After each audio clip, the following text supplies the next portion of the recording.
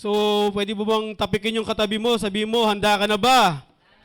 Amen. Hallelujah. Kung di pa, tapikin mo ulit, handa ka na ba?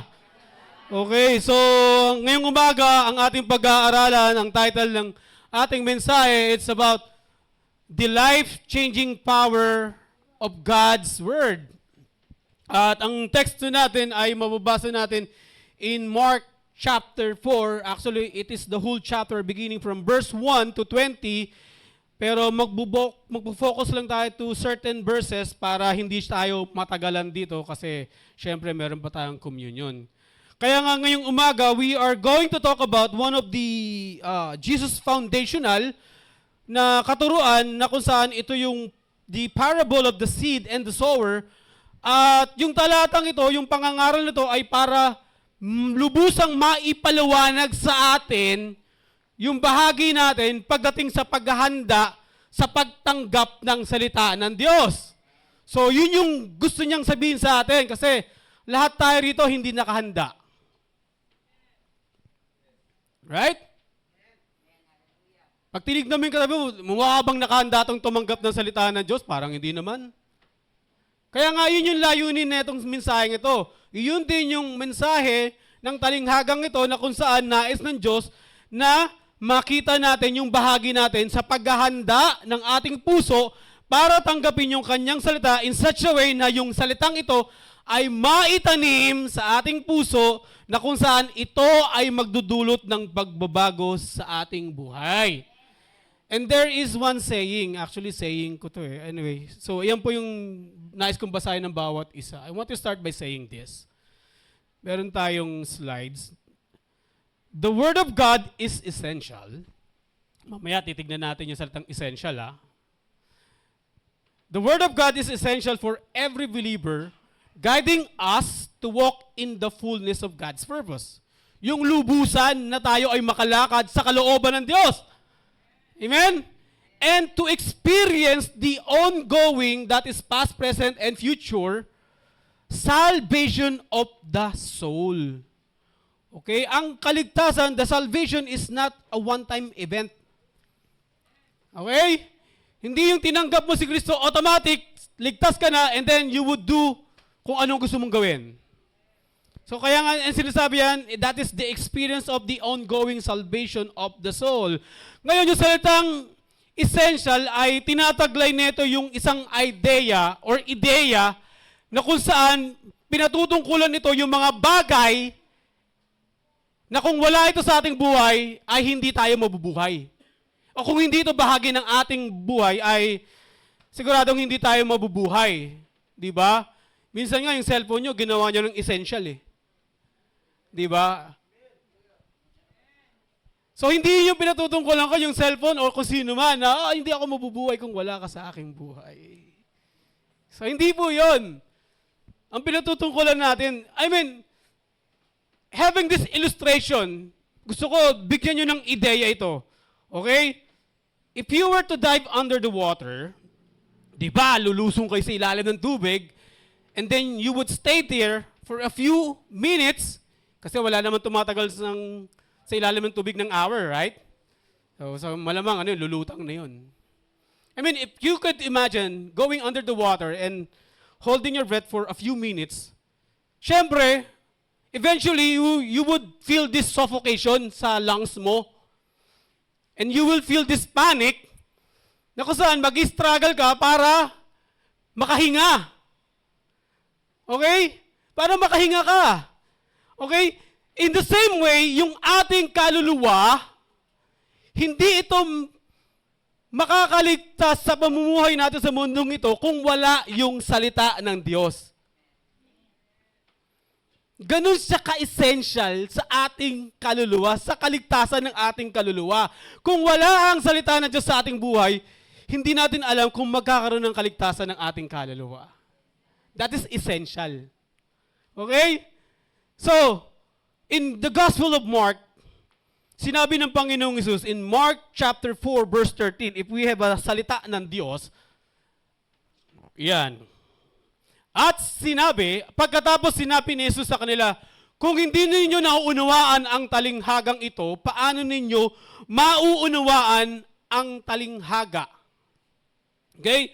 Ngayon, itong verse na to ay hina-highlight nito yung mga sandali na kung saan ang Panginoong Hesus ay hinarap niya yung kanyang mga lingkod na inilalantad ng Panginoong Hesus yung kanilang kamangmangan, kakulangan sa kaunawaan pagdating sa espiritual. Okay? Iyon yung sinasabi ng Panginoong Hesus dito na this is in a loving way naman. Hindi yung, ay, napaka-bobo mo. Hindi naman ganon. Parang in a loving way na ipinakita sa kanila, oy, kung hindi mo mauunawaan yung mga bagay na itinuturo ko sa inyo, paano mo mauunawaan yung iba pang mga pangangaral? So, yun yung sinasabi ng Diyos dito, na kung hindi natin nauunawaan ang mga pangangaral ng salita ng Diyos, para saan pa na maunawaan mo yung iba pang pangangaral ng salita ng Diyos? Kaya nga tinutulungan ng Panginoong Hesus ang kanyang mga lingkod, tagapakinig, na maunawaan nila yung kahalagahan ng pakikinig ng salita ng Diyos. Kaya nga, ang Panginoong Hesus, meron siyang tinutukoy na bagay dito na kung saan yung talinghagang ito, this is the key o yung susi para maunawaan natin kung ano yung mga pangangaral ng Diyos. Kaya nga, particular in verse 1 and 20, hindi ko na papakita yan, ito ay naglalaman ng talinghaga patungkol sa the seed and the sower, which is a metaphor. Okay, pag sinabi nating metaphor, ito ay paghahalin tulad para maunawaan natin, madali nating maunawaan yung mga bagay na sinasabi ng Diyos. Para mas madali nating ma-adapt.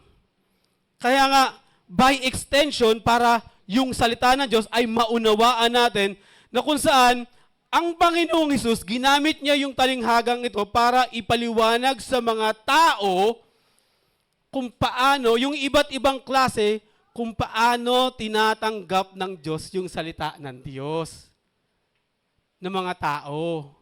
Iba't ibang pagtanggap natin ng salita ng Diyos. Tama po ba? Hindi tayo pare-parehas na tumatanggap ng salita ng Diyos. Kaya nga ito yung pinapaliwanag ng Panginoong Hesus, yung talinghagang ito. Hindi lahat nakakatanggap ng salita ng Diyos. So the Word of God is the seed, that is the metaphor, yung salita, yung binhi, and then the soil o yung lupa is the heart, yung puso ng tao. So number 1, the Word of God carries within it the very energy of God. The Word of God carries within it the very energy of God. In the book of Thessalonians, sabi ni Apostol Pablo, he uses this phrase in 1 Thessalonians chapter 2 verse 13, Amplified Version. Para makita natin. And we also thank God continually for this, that when you receive the Word of God, si Apostol Pablo, pinagmamalaki niya yung mga Thessalonica, yung mga nakikinig ng Thessalonica kasi tinanggap nila yung salita ng Diyos. Wala silang kontra. Maluwag sa buhay nila na tinanggap yung salita ng Diyos. This is a commendation from the Apostle Paul na sinasabi niya, oy, kami natutuwa, nagpapasalamat sa Diyos kasi patuloy ninyong tinatanggap ang salita ng Diyos concerning salvation. Para naman pala sa atin yung pangangaral ng salita ng Diyos eh. Para sa pangangaral, para sa kaligtasan ng ating kaluluwa eh. Which you heard from us, you welcome it, tinanggap nila, the Word of God which is effectually at work in who believe, in you who believe. Nandoon yung salita, exercising its inherent supernatural power. So may kapangyarihan ang salita ng Diyos. Okay? Na kung saan, ang mga Thessalonica, gaya ng mga taga-Mandaluyong, ang pangangaral ng salita ng Diyos ay hindi lang ito isang information, kundi naniniwala tayo na may kapangyarihan ng salita ng Diyos. Gaya ng mga Thessalonica, powerful ang salita ng Diyos na ito'y magdudulot ng pagbabago sa akin, na meron itong kapangyarihan. Yun ang sinasabi. Now, the Greek term used na ginamit dyan is the idea of divine energy. That is divine. When we say divine energy, hindi ito nagmumula sa lupa, kundi galing sa Diyos. Kalakasan na nagmumula sa Diyos. Kaya kung iisipin natin, gaya ng ating katawan na nangangailangan ng tubig, nangangailangan ng pagkain, para tayo ay magkaroon ng gana, lakas, para tayo ay makapamuhay sa mundong ito, nire-require din ng ating spiritual na buhay yung salita ng Diyos na kung saan ito yung nagbibigay sa atin ng kalakasan. Ito yung nagpapanatili ng ating kaligtasan. Kaya nga kung sa sinasabi ng Panginoong Hesus ito, pag nagsalita ang Diyos, okay?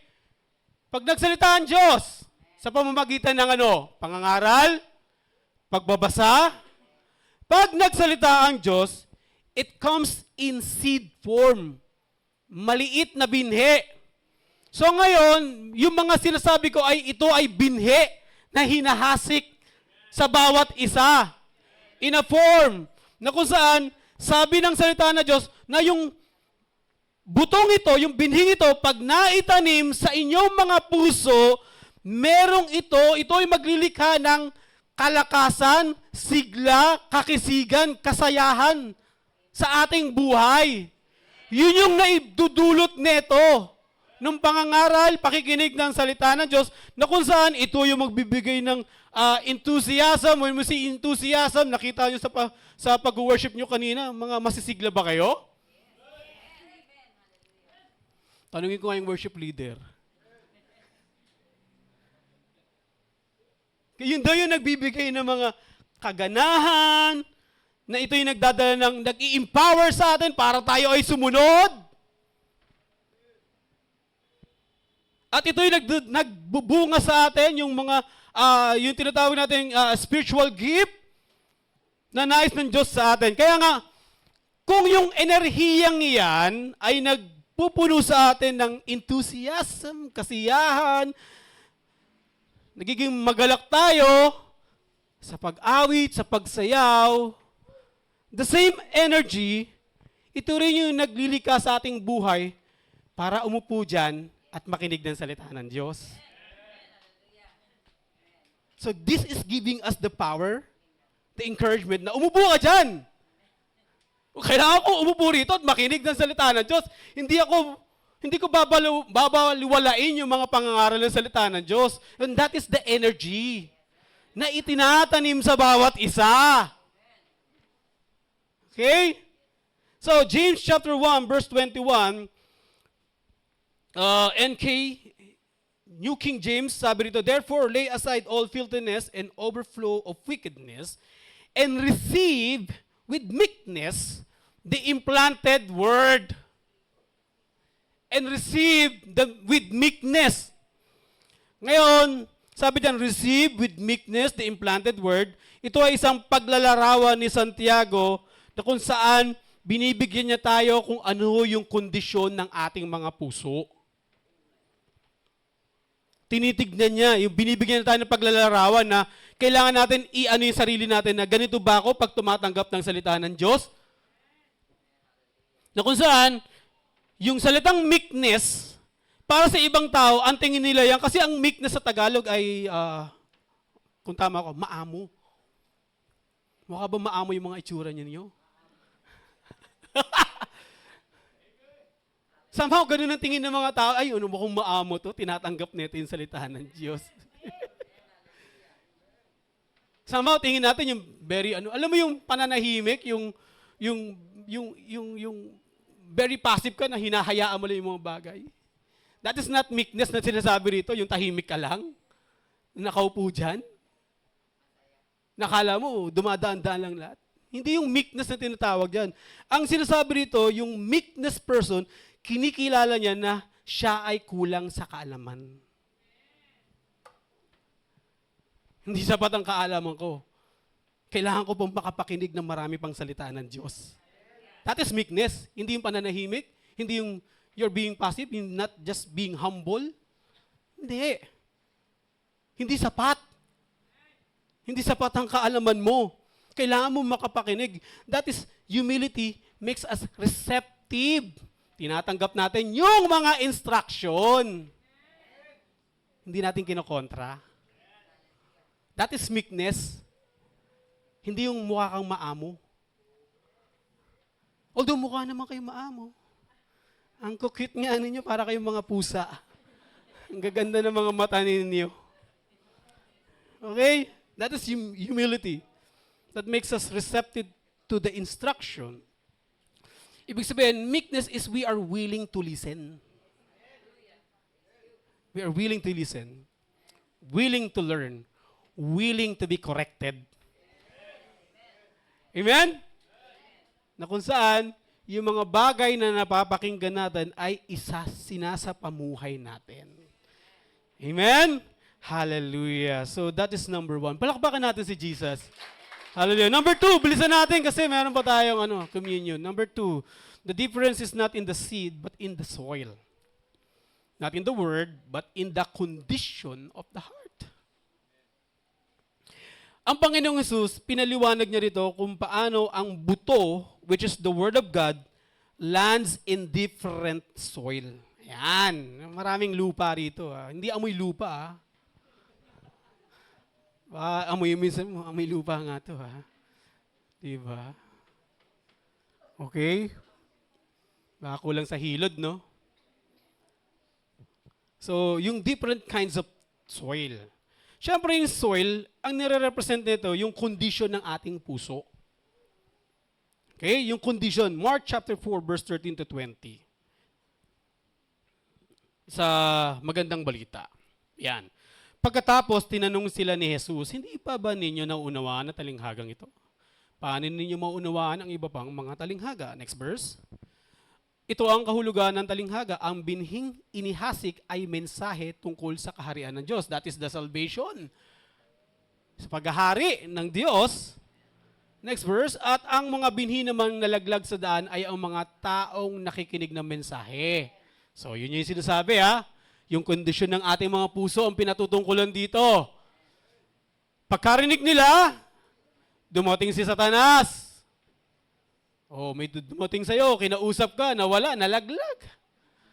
Kaya sabi mo, muna akong kakausapin. Baka ikaw makita akong si Satanas. Kaya pag may dumating na nakikipag-usap sa'yo, umalis ka muna. Karinig nila, dumating si Satanas. At si Satanas, social naman nun. At inalis ang mensaheng inihasik sa kanila. Next verse.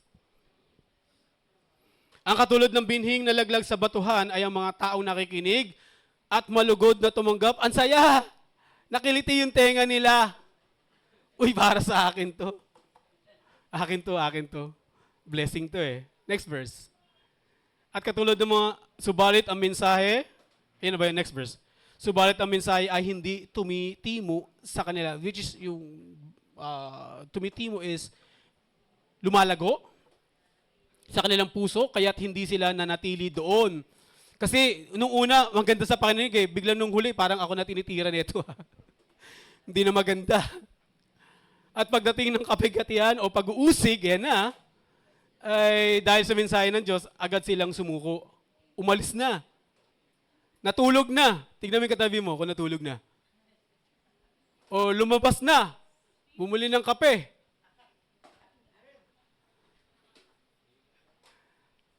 Okay?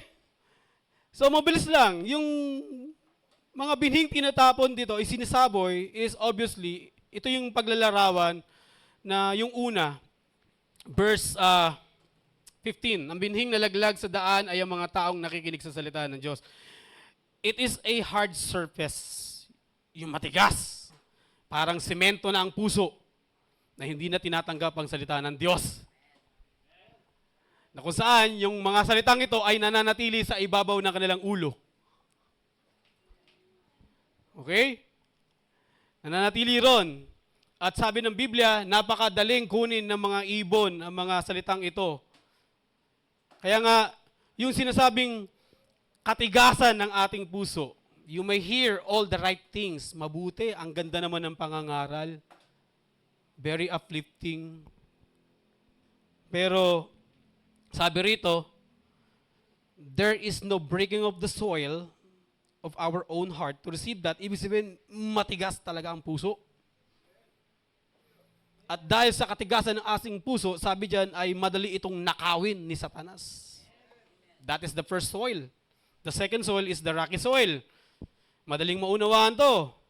Ito yung puso ng mga tao with regret, resentment, bitterness, yung mga sama ng loob, and all the issue of the heart. Diba? Nakakita kayo ng yung si Mami may ganun yung paso niya puro pebbles. So parang ganun daw yung iba, yung puso ng ibang tao. Yung mga mabato.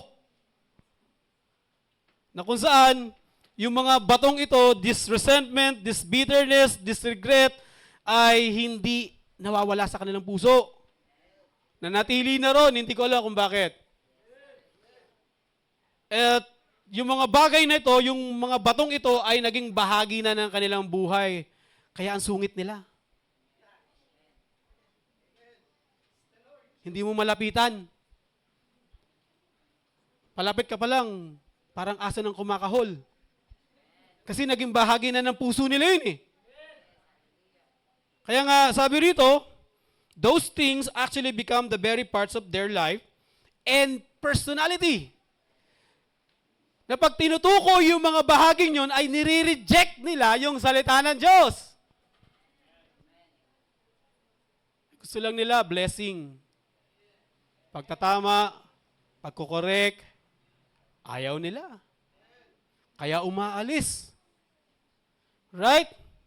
Sapagkat sabi ng salita ng Diyos, sapagkat walang malalim na pundasyon pag-aaral ng salita ng Diyos. That is the rocky soil. And then the third one, dito tayo magpo-focus. Number 3. Our hearts have become too distracted by the worries of this life, the deceitfulness of wealth, and the desire for other things. So, dito tayo magpo-focus. Mabilis lang natin dadaanan to. Okay lang ba sa inyo?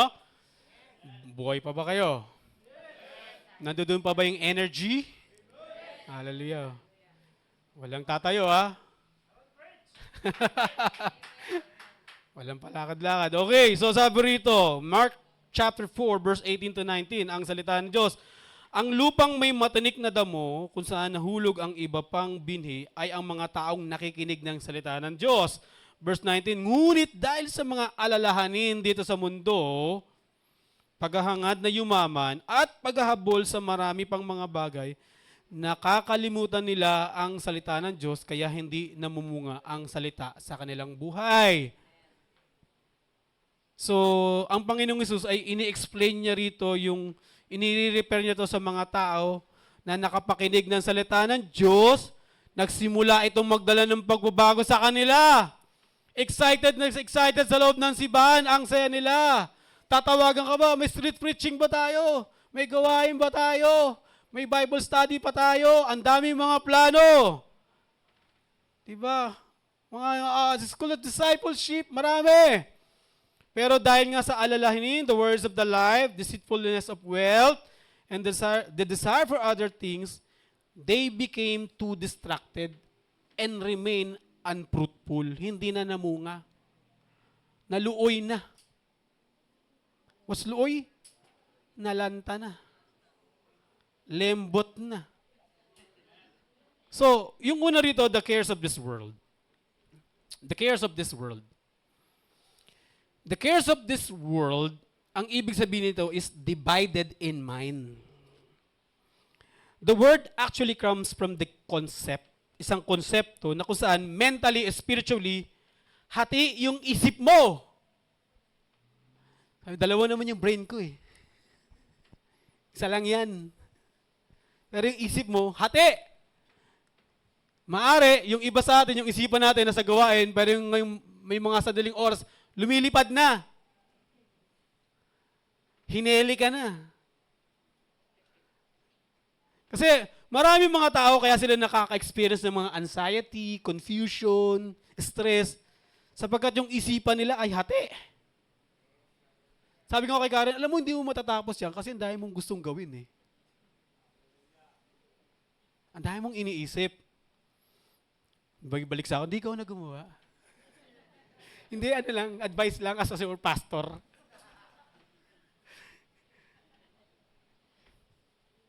Okay? So, ang nangyari kasi sa mga mananampalatayang nakapakinig ng salita ng Diyos, yung una, Jesus, biglang nangyari, yung mga alalahanin sa mundo, and then Jesus. Nawala na si Jesus. Ang illustration nito, for example, maraming mga opportunity dumarating sa atin. Tama ba? Doors of opportunity. That's true. Bilang mga mananampalataya, magbubukas sa mga opportunity sa atin. Noong dating hindi natin nararanasan nung wala pa tayo sa Diyos. Darating yan na kung saan yung mga opportunities na to, yung mga, yung mga high-paying job, di ba? Yung mga career path, biglang ngayon, nagkaroon ka na ng career, no? Dati wala naman, tambay ka lang, no? Pero ngayon, may career path ka na ngayon. Eto na ako ngayon. Di ba?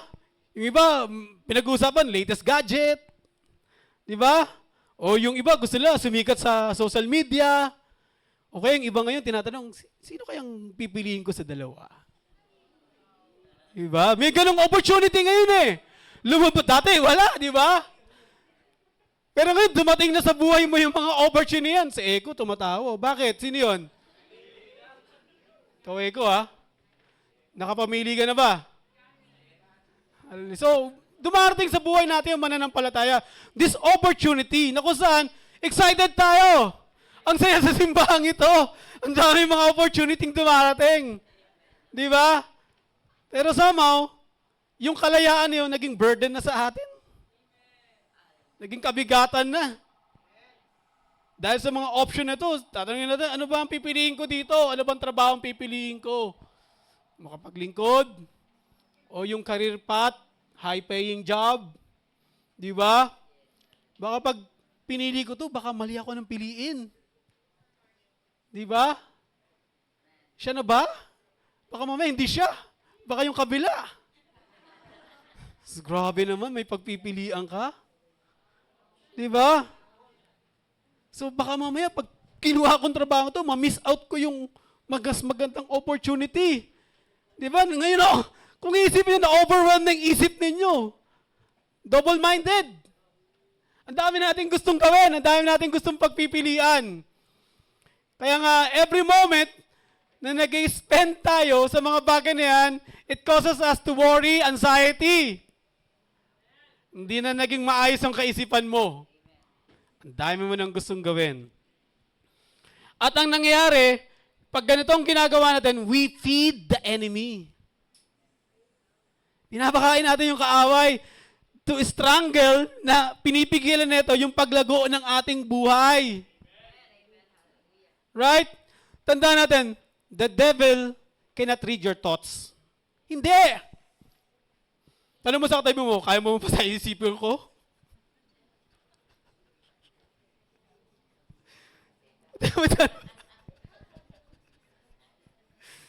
Tanong mo! Kasi the devil cannot read your mind. Diba? O, tanongin mo ulit, kaya mo bang isipin? Kaya mo bang isipin inisip ko? The devil cannot read your mind. Hindi. He can't. Hindi niya magagawa yan. But he can suggest a thought. Pwede. Pwede siyang suggestion lang naman. Pag kinuha mo to, marami kang pera. Kaya mo ni ministry mo. Kaya mo yung paglago sa salita ng Diyos. Pwede ka namang bumalik, mapagpatawad naman ng Diyos. So he can suggest a thought. Kaisipan. Okay? Kaya nga, yung suggestion na ito, na sinasabi, tawag nito sa Biblia is fiery darts. Na kung saan, nakalagpas sa shield of faith. At nangyari, sumang-ayon tayo sa kaisipan na yan. Right? Kasi, alam nyo po, worry, anxiety, yung mga bagay na yan, is always feed by our agreement sumasang-ayon tayo sa sinasabi ng kaaway. That puts us in a deep worry, anxiety. Okay? Cares of this world, divided mind. Pangalawa, deceitfulness of riches. Illusion of identity. Sabihin mo sa katabi mo, ilusyonada ka. Ilusyonado. Wag mong sabihin yun. Kasi kung yun yung mababansin, hindi naman sinabing riches. Hindi naman sinabi na yung masama ang karangyaan. But the deceitfulness, yung pandaraya. Bilisan natin. Na kung saan yung deceitfulness nito, yung riches, yung deceitfulness o yung pandaraya ng karangyaan, yung pera, resources, income, kung ano man yung possession ninyo, these riches can also be in the area of position, title, accomplishment. Mas mataas ang pinag-aralan ko sa'yo. Why should be under you? Kulang ka sa kaalaman. So, there is a deceitfulness na nangyayari sa mga bagay na ito na kasaan akala natin we have this illusion na mas mataas tayo sa mga tao. Right? Illusion lang yan. Nakala natin we have this personal significance, mas mahalaga ako sa kanila, unahin mo ko.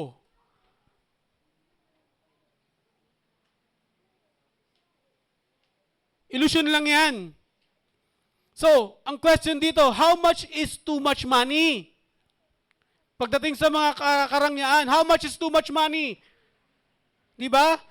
Siyempre, to the point na kung saan yung puso mo, nagsisimula ka ng magtiwala sa pera mo, at pagdudahan mo na ang Diyos. Parang kinukuha na Diyos yung mga pera ko. That is deceitfulness. Baka mamaya, 5-digit pa lang yan, pinag-iisipan mo na ng masama ang Diyos. E paano pa pag lumagpas ka pa doon?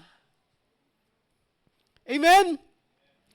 So, people may ask this question, how much is too much money? Kung ano man, yung mga bagay na pinagdududahan mo na yung paligid mo. Here's what Lucas 16 verse 10 says. Ang mapagkakatiwalaan sa maliit na bagay ay mapagkakatiwalaan din sa malaking bagay. Kaya hindi lumalago, baka sa maliit na bagay hindi ka kayang pagkatiwalaan. Kaya tayo may paghihirap kasi sa maliit na bagay, pinagdadamot pa natin.